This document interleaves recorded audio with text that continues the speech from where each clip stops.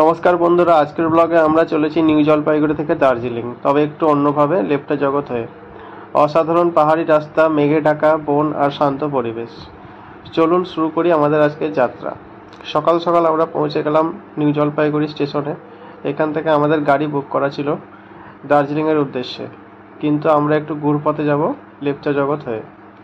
দেখতেই পাচ্ছেন রাস্তা ধীরে ধীরে উঁচু হয়ে যাচ্ছে আর প্রকৃতি বদলে যাচ্ছে। চারপাশে সবুজ আর ঠান্ডা হাওয়া একদম মন ভালো করে দেয়। লেপচা জগৎ পৌঁছানো কুয়াশায় ঢাকা এক ছোট্ট গ্রাম। এই যে আমরা এসে গেছি লেপচা জগতে। দার্জিলিংয়ে আগে এই ছোট্ট গ্রামটা একদম যেন একটা জাদুকরী জায়গা। এত শান্ত পরিবেশ, এত নিরিবিলি, মনে হয় সবসময় যেন এখানে থেমে যাচ্ছে।